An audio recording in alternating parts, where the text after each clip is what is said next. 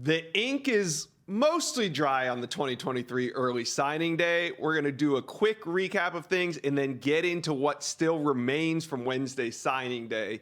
What a day it was. Quickly, let's get into the top 10. Check out the graphic on the screen. Alabama is number 1. Georgia sitting at 2. Miami finishes the day at 3. Still some uncertainty left with them, but Texas at 4. Ohio State 5. LSU just outside the top 10 at 6. Oregon makes a push to the 7 spot. Notre Dame, Oklahoma, and Florida hangs on at number 10. The big news from Wednesday, though, had to be Oregon's run from outside the top 10 to number 7, 14-7. How did it happen? Well, they flipped QB Austin Novosad. They flipped DB Peyton Bowen. They flipped running back Jaden Lamar. They flipped DB Dalen Austin. They signed outright Mateo Uiagalelei, and there could be more to come. The Ducks currently sit at 7. Let's bring on Director of Recruiting for On3, Chad Simmons. Chad, busy man. You were in Nashville yesterday. You're back in Georgia today. Are you recharged yet? May take a little bit more time than that to Another recharge week here, Josh. Obviously, we're still tracking quite a few storylines that will wrap things up, at least we hope, the next 48 hours. So not quite recharged yet, but I'm feeling pretty good. All right. Well, Bama had a huge day. They finished number 1. But there's still a couple pieces on the board. We're not done yet. We're not here to do the parade and the ticker tape just yet. There's still a few things going on. Most notably was Cormani McClain. Cormani McClain, 5-star cornerback, number 1 ranked player at his position, was all set to sign with Miami on Wednesday, so we thought. His mother tweeted out on Tuesday evening that the ceremony was at Lakeland High School and he was going to sign with the Hurricanes. On Wednesday morning, his mom said, sorry, false alarm. There will be no signing. And that's the last bit of details we've gotten. Cormani McClain remains committed to the Hurricanes. There's been no statement made as far as that goes. But when is he going to sign? And what are you hearing now about 24 hours later?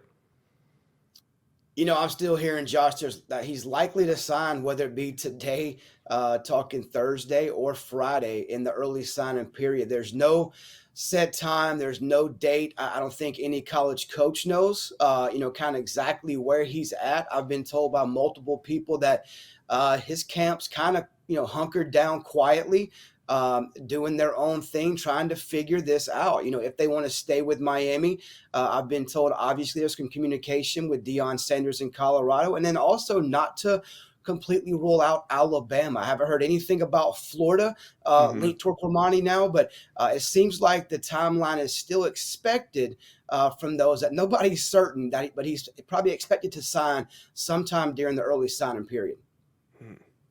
Interesting. We'll see what happens with Cormani McClain, but there are 2 prospects that we fully expect to sign today, and that's 5-star cornerback Desmond Ricks and 4-star defensive lineman Jordan Hall. What's the latest on those 2 guys? I feel a little bit more confident with Jordan Hall as far as saying I still think Georgia sits in the best spot. The final schools were Alabama, Florida, Georgia, and LSU.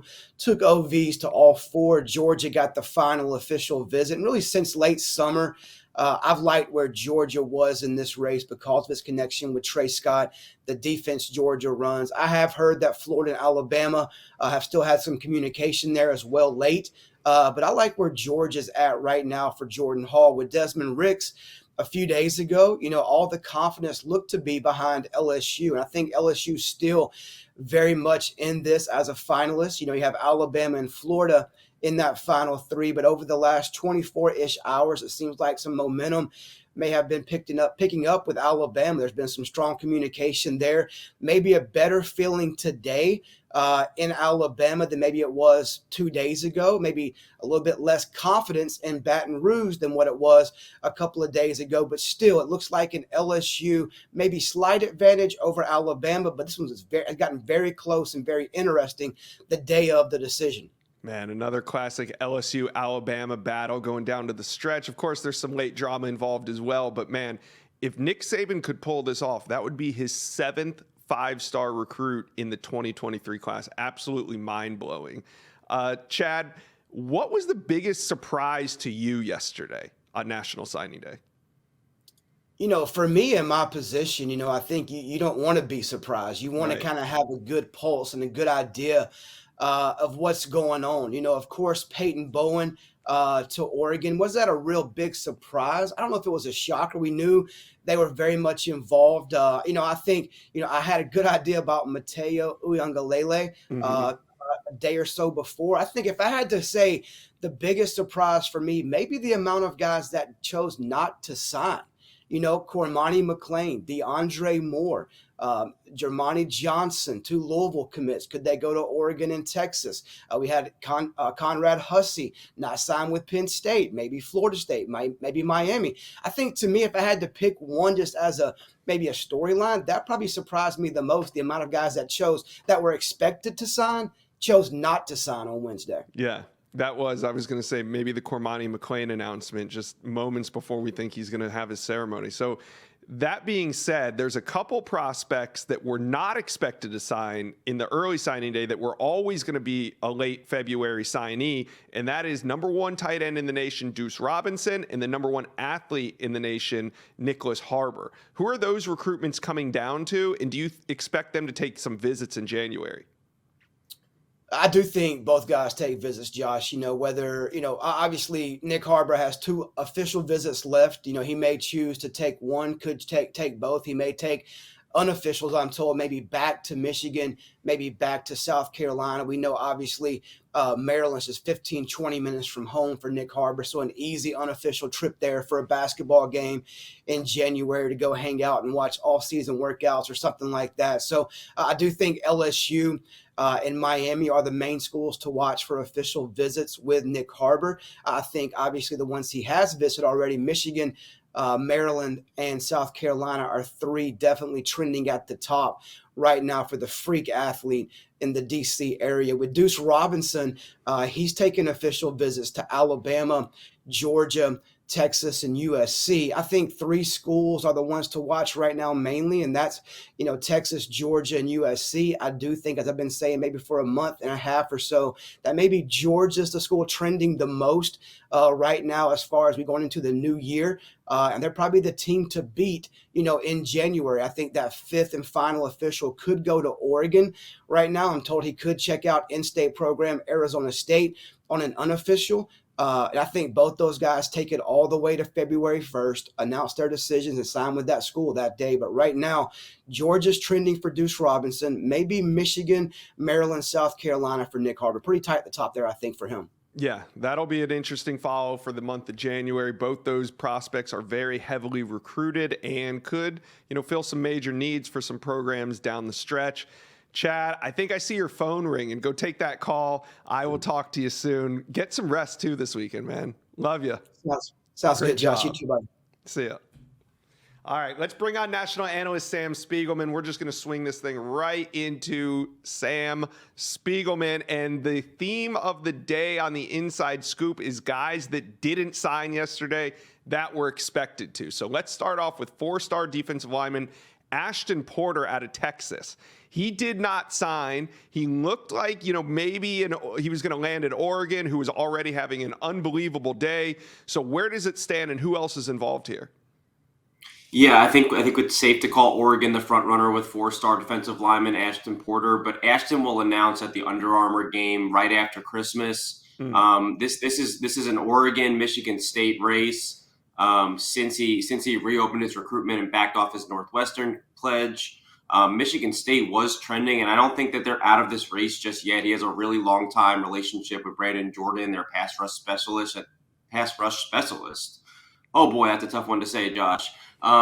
Additionally, but Oregon has gotten Porter on campus quite a bit since kind of re-engaging him over the last couple of weeks, including right before signing day. I think they were hoping to get a signature, and maybe they did behind the scenes, but we won't know for sure until Orlando in a couple of days.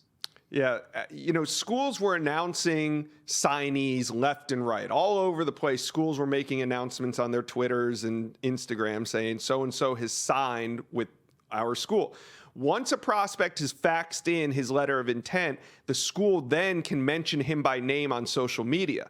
Now, I've noticed that Oregon has not mentioned five-star safety Peyton Bowen, despite all the news yesterday of Bowen flipping to Oregon. Sam, why has Oregon not announced the signing? That's a great question.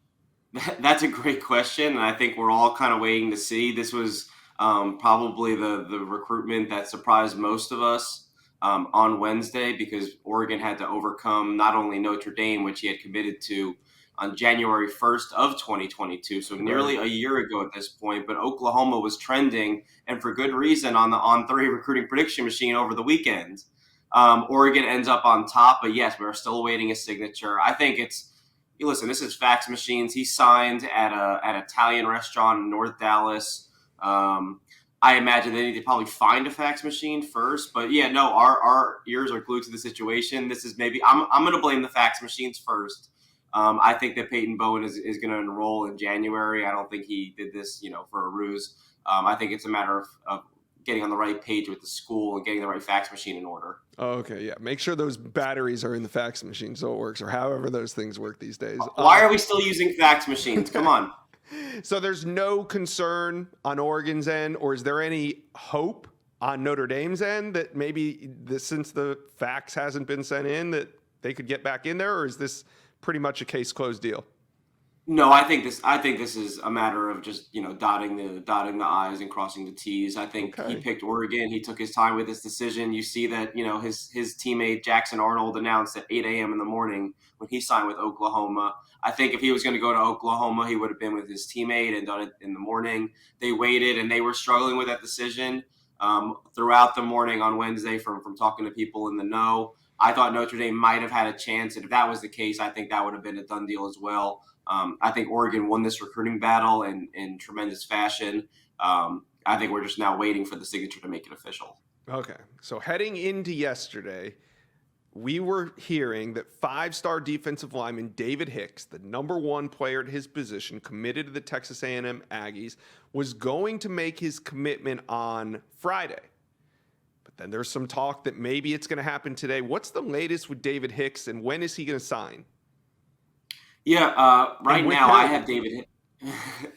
I think David Hicks is going to ultimately sign on Friday, but the reason, his teammates were signing Wednesday. His dad was out of town. They obviously want to sign together.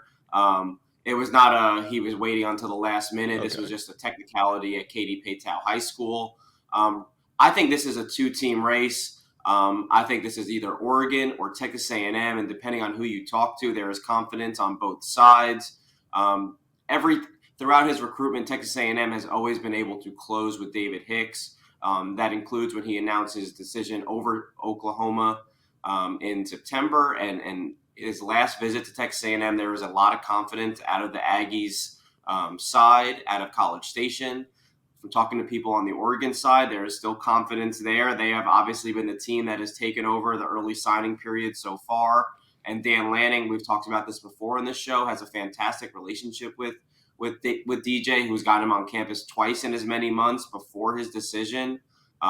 This is a toss-up. I kind of like A&M's chances of closing here. Like I said, they've always been the team to get the last word and close. But at this point, Oregon's shown that they're a major player that can sit at the table with these SEC teams. So I'm not ruling them out, and it's a coin flip going into either today or tomorrow. Okay. So it could happen today, but most likely tomorrow is what you're thinking? That's what I'm hearing. Okay. So, Sam, to wrap it all up, what was outside of Peyton Bowen, because we all know Peyton Bowen was kind of the surprise of the day, but what was the biggest surprise to you of 2023 National Signing Day? Yeah, I think that Austin Novosad flipping from Baylor, you have to remember, this kid has been considering flipping at multiple points in his recruitment. He committed to Baylor, an early commitment as an underclassman, and then stuck with them despite in-state pushes from Texas A&M and out-of-state pushes from Ohio State and Notre Dame, all getting involved with Novosad.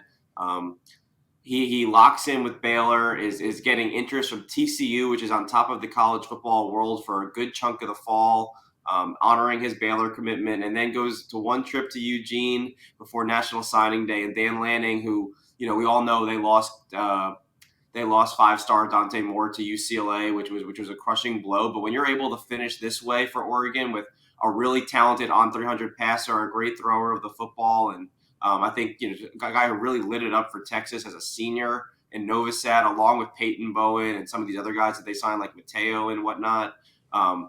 I'll take that. I'll take the total pool of talent over just the quarterback in that regard. Right, and they still might not be done. Yeah, I think the Oregon Ducks were the surprise of the day. They were the talk of the day.